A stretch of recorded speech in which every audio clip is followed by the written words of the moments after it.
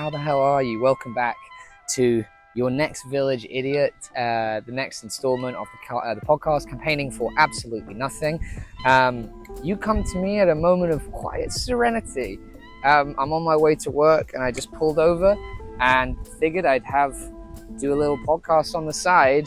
I passed other benches. There are many like them, but these ones are mine. I'm quite glad the heat wave's continuing because my bank holiday was spent at Comic-Con at work in a kind of lovely air-conditioned but tragically windowless room full of everyone in their best costumes, which was a fabulous setup. I mean, like, I'd never been before, and I don't know if it's just sort of my general fragility or kind of perimenopause or whatever, but I was so emotional watching everyone so earnestly do it. Like, you know, you see kids running around and it's a very beautiful thing. It's a very one of the best cosplays I saw. I saw Captain Australia. If you're like kind of Captain America in yellow. Not sure if that's a real thing, but I back them for trying it. The other thing I saw was a hyper-realistic furry suit, which, if you've never seen it before, I no beef with furries. I think beefing with furries is very 2016, honestly. But it was so triggered the kind of fight or flight I'd have with a regular tiger, with the kind of humanoid movement of a person. So it was basically like a normal fursuit, and the mask was so hyper-realistic. I couldn't believe it.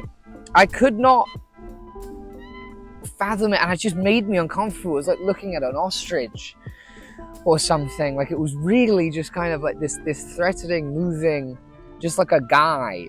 Not even a guy, but like it's somebody. Like, it was really, I don't know, just, and he was selling whey protein. It wasn't even like Tony if it was Tony the Tiger, I don't know if I'd freak out seeing Tony the Tiger. If I knew if it was the Tony the Tiger, I would be like, hey, Tony, cool, keep it up. I'd be like a New Yorker seeing a famous person, you know, just like, hey, representing the streets, keep it going. I wouldn't hit him with a, you're great. I feel like he hears that all the time. But it felt more like a perfect blend of seeing the tiger from Life of Pi and Tony the Tiger simultaneously. But he was selling whey protein. I don't know, you know what it was? It was whey protein having the audacity to market themselves to gamers, you know what I mean? Like, market to the gamers who are also consultants. Like, you have your market. Don't rebrand it as gamer fuel, okay? Call me old-fashioned, but the gamer fuel I believe in should be like just the acid of a pizza boosted with a Monster Energy chaser. That's sorry, but I don't know if I believe in it. Either that or just pure hydration, okay? You're already at the forefront of science with your monitor. You don't need liquid food as well to go full Blade Runner. A balance must be struck. A balance in all things, I do declare. But it was good. It was cool. My favorite part was the best cosplayers, I think, were any service staff that I saw. My God. They were just so encouraging. I'd be so into it. It was like a mum. You know? It's like watching your kid dress up and being like, oh, that's nice. That's $7.50. Which I thought was very sweet. And who's to say, maybe they do like it. Maybe it's a nicer shift than, like, you know, the internal communications convention that came through town or whatever. But there was one guy who was on it was called Baked Bird. I was also on something of a gamer diet, an acidic diet, of being motivated by full fried chicken and chips both days I was there.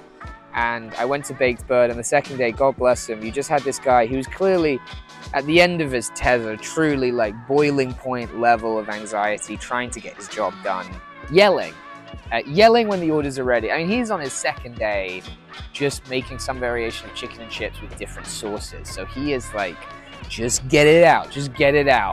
He's Jeremy Allen White of his own life. And he was just yelling like, 35, 42, where's 42? 43. Like an upset auctioneer guy he's bringing that energy, you know, of like, he's yelling, he just needs it out so he can get through this shift. But he's doing it yelling at some of the most risk-averse, non-confrontational, zero eye contact, lovely people in all their costumes who just do not want the smoke. Like, I cannot stress to you how fun it is to watch, you know, someone who's dressed up as like the Punisher if he was a Mandalorian, praising God that he doesn't need to make eye contact with this guy, just completely like, thank God I'm safe in my metal mask here. The vibe is very much like, you know, I'm putting on my special outfit, but if you look at me for even a second, I'll be pissed. Except those people who you have to imagine, the cosplayers that go to Comic-Con, who you have to imagine when they're posed out, when they're Deadpooled up, you know, looking, just waiting for someone to jump in and ask them who they are. They are doing it right. Like, listen, I don't massively know if I'd enjoy talking to them in real life. Who are they in real life? You know, they're true superheroes. It's just like one day a year. They're like those people who dress up as superheroes to wipe the windows down at children's hospitals. But with that competitive edge. And I do respect that. I do respect competition. Especially when you're in the pageantry of Comic-Con. That's certainly the time and place for it. A lot of Loraxes as well. A lot of women dressed like the Lorax. Which I mentioned because we were walking out, it was our last day, and I'd seen just a fleet of Loraxes. I don't know what you call a herd of Loraxes, a parliament of Loraxes. There was a murder of Loraxes, and they were going by, and maybe this isn't fair, but the first thing that popped into my head was just like, my ladies love dressing up like the Lorax.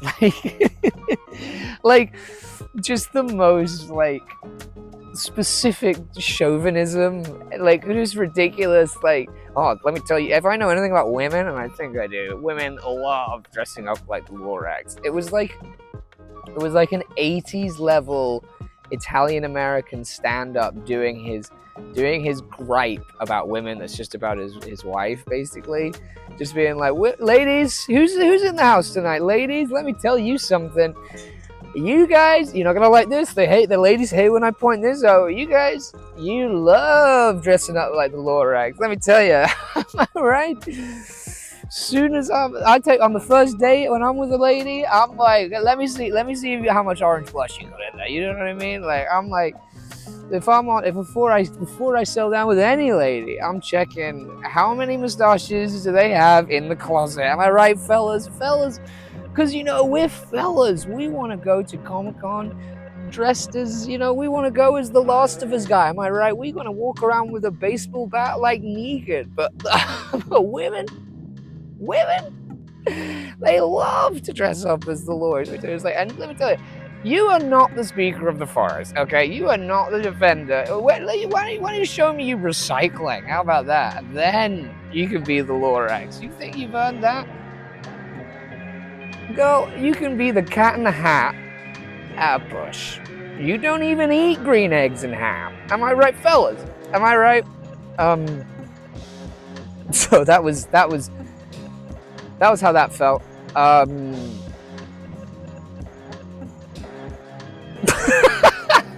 Just ran out of steam on my own riff that I wanted to do. I wrote down the notes because I do tend to forget what I wanted to talk about.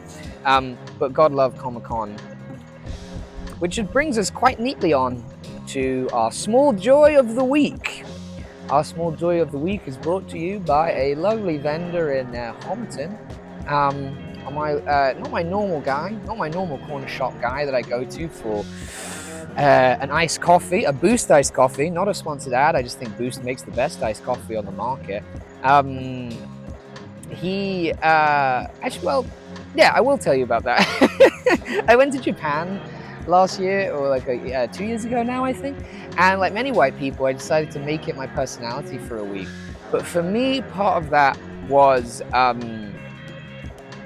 just drinking canned iced coffee and trying to vet all the canned iced coffee places around me. I just think there's something incredibly chic about it, even though it is just a kind of of sugar in it that's canned.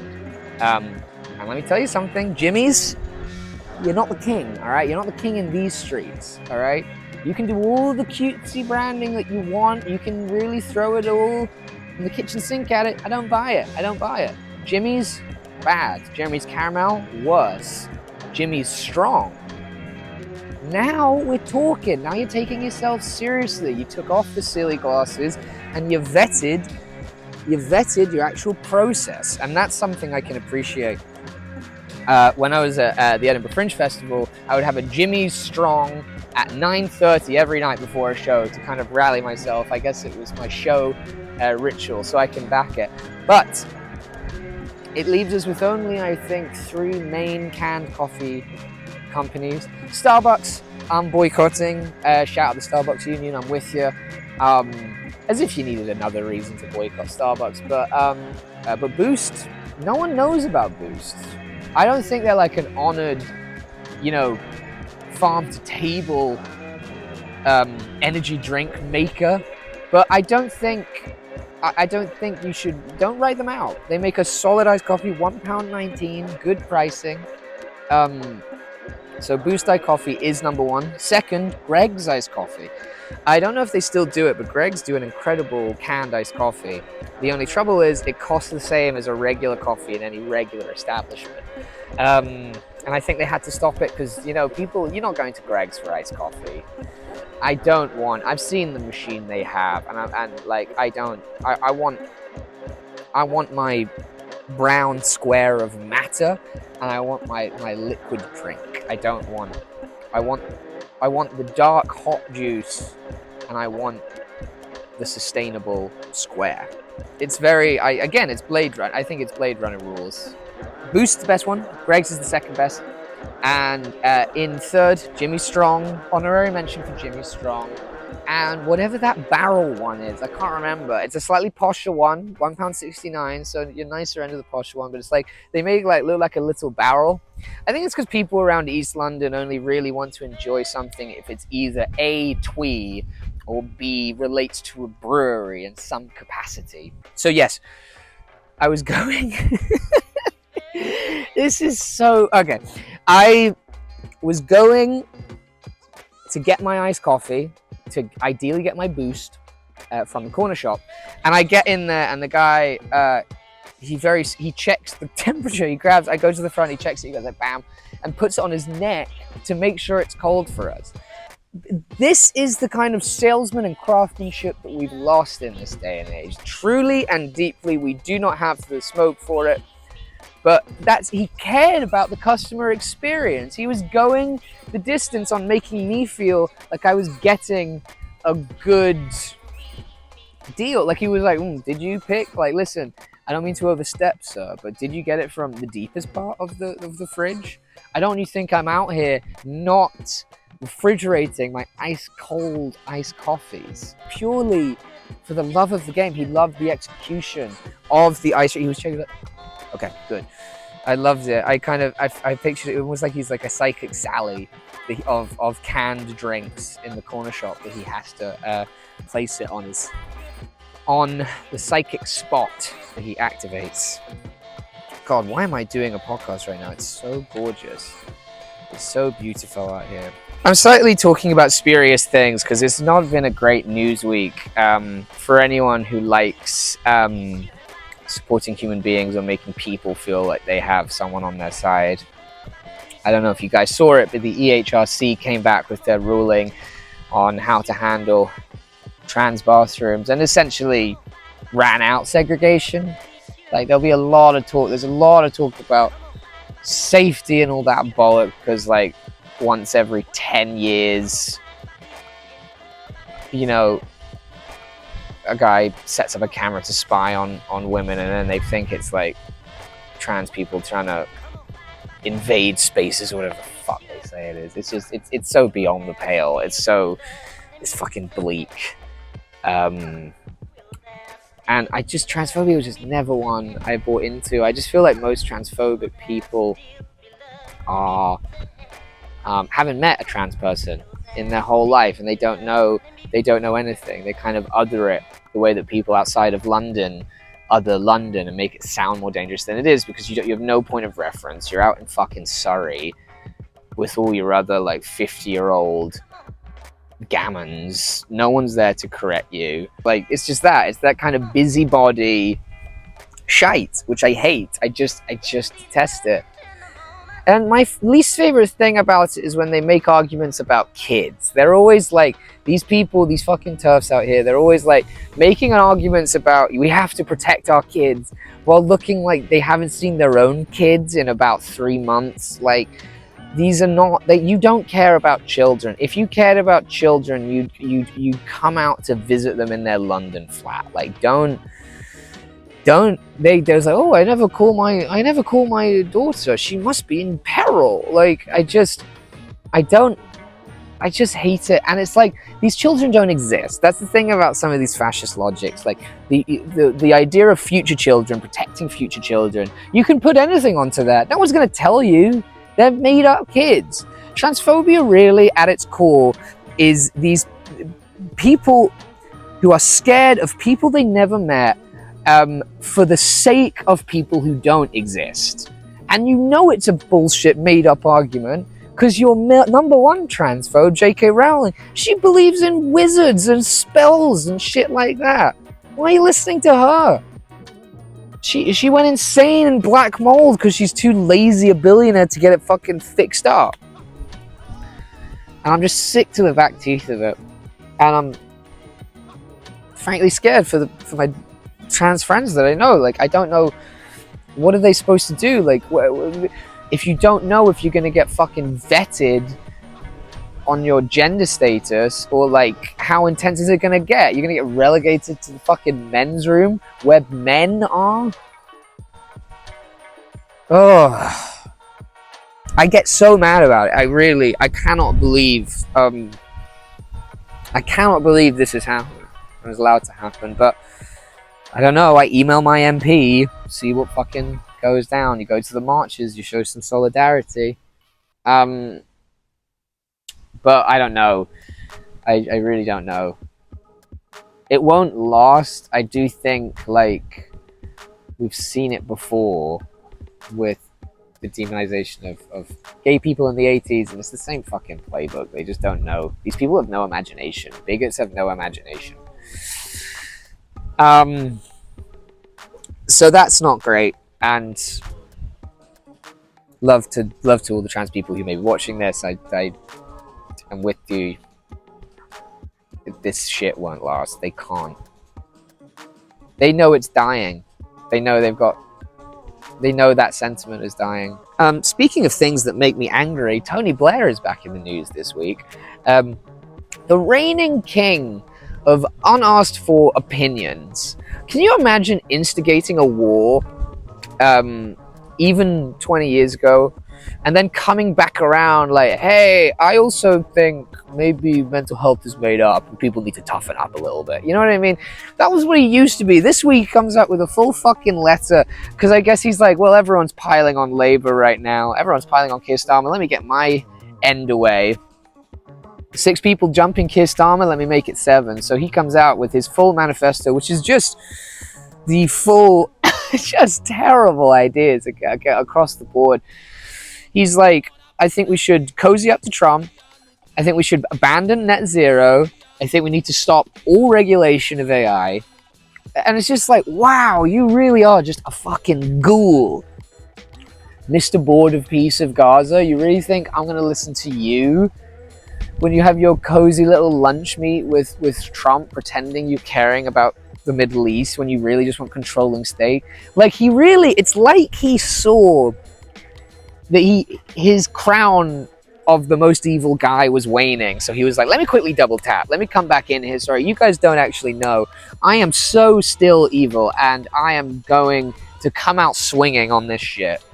I deeply, truly, utterly, it's just disgusting, man. It's just, the ghoul of this guy. And it's just like, because maybe there was part of me, maybe some innocent part of me thought that, oh, he's a warmonger. but we all have a day job. You know what I mean? Because everyone I know everyone I ever met who, you know, I have friends who their friends have worked for Palantir or whatever. Like, you know, there's that weird justification of like, I was like, fuck it, it was the Nazi excuse of just following orders. But like, he really is just like across the board a charlatan and a fucking hack and an idiot. And I actually am surprised he hasn't been strung up in the street. Honestly. The AI thing as well, I think this whole thing, there's this shift that was lobbied by the AI people. They want to have no regulation so they can do whatever the fuck they want to us because they're power mad. Look at this Facebook leaks. Look at the Zuckerberg leaks. He wants to use the technology he already has to target 15-year-olds and give them eating disorders because it keeps them locked in and keeps them doing it. Like, we know that. It was in that fucking courtroom. They said, yeah, we explicitly target 15-year-old girls and their insecurities because they have the premium engagement. And also he probably understands that girlification of stuff is huge for numbers.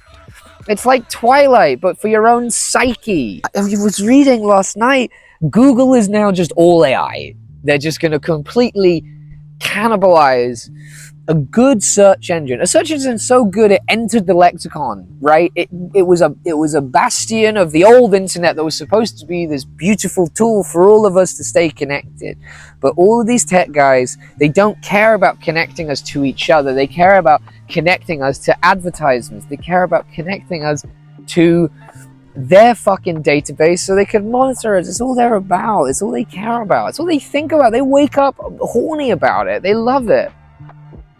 I can't imagine a better metaphor for the kind of shitification of the internet than what is going on with Google right now. Because the thing is, you might be like, oh, Daniel, what is wrong with Google being all AI now? Firstly, the AI summary that Google does creates hundreds of wrong summaries every hour.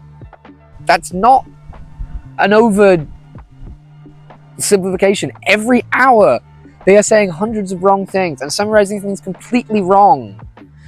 Firstly, we were talking about in its stages now, in its testing phase, it's told people to kill themselves. It's encouraged people to hurt partners. Like, you can't have a thing always be on your side. So yes, fundamentally, the AI Google summary is wrong, as reports have shown. B, completely obfuscates sources. It used to be you Googled it, you get a source, link. I can verify on my own thing. Now I've got a robot telling me what I should be looking for or the general idea of what a search is. Like, how it makes it so much hard. Where did you pull this from? What data sets are you using? If you completely blur it, obviously it's going to make it harder to verify, which is going to make all of us less well informed, which is bad. Thirdly, it limits interaction with news outlets. News outlets that are already struggling. News outlets that are already like selling their soul. They're doing fucking Bang Energy endorsements. They're having all the ads. They're making it a tiny Leicester Square on an article about the most recent rape academy just so you stay engaged. Like, it's not... That's only going to drive them to more stuff, to more inflammatory stuff. Why else do you think immigration is such a hot topic now? Because it gets engagement, because it gets that stuff. Oh my god, I just get really, this is just the we're not going to take it anymore episode, I reckon. But it's just like, the thing with AI fundamentally is that it almost feels like an invention made by committee to completely be the worst invention for this current moment. It's like a bunch of guys, like 4 tech guys, were like, hey, what's up, everybody? We need a device, an invention that we can sell people. What if it was really bad for the climate? What if it used gallons of water that people need to drink and don't have access to in far-flung places of the world?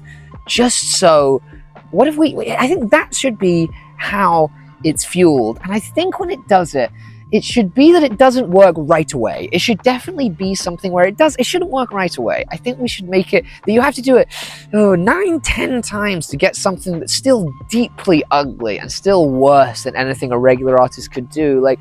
And I don't think it should be able to make hands. I think when it makes its little drawings, it shouldn't be able to do hands. And to do that, it should cause a drought in California. I think that should definitely be, we need that in writing, that that's what it does. And then someone else jumps in like, oh, yeah. And also, I think we should be able to make misinformation completely easily and make articles that are unverifiable, but people believe in their soul. Oh, yes. Like an article that validates your emotional feeling about an issue rather than telling you what's really going on. Oh my God, yes. That's so perfect. And then one third guy is like, and what if, guys, I gotta tell you something, we could make billions if we put those articles in war zones. Hello? And they're like, okay, now we're cooking. So really, okay, it's bad for the climate, it's good for war, it rips off artists, maybe we should trick people into thinking it's a therapist too. Maybe we should have that as a good reckoning. You know how millions of people, you know how we're in like a complete loneliness epidemic right now?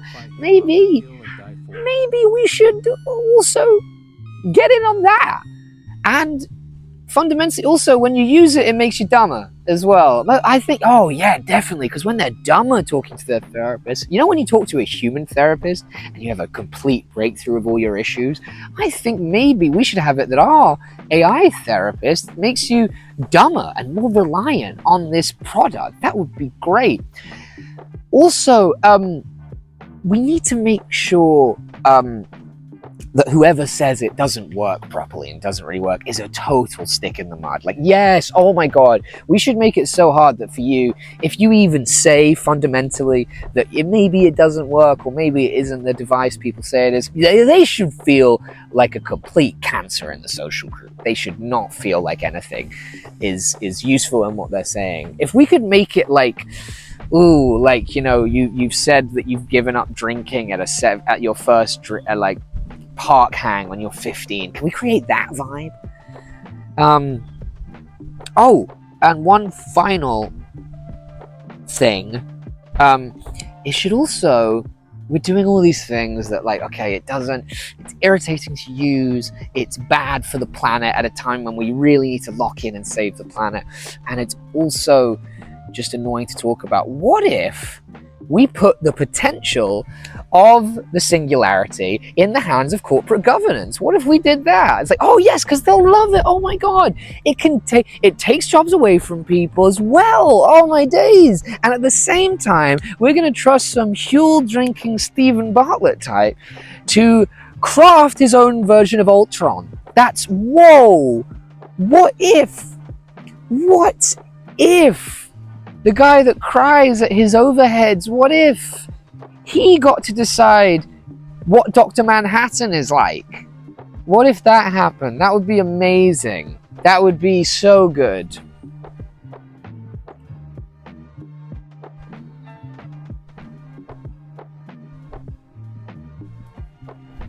I think I've said everything I need to say. This is not too much of a fun episode. Next on my list is that The Boys finale was a bit disappointing.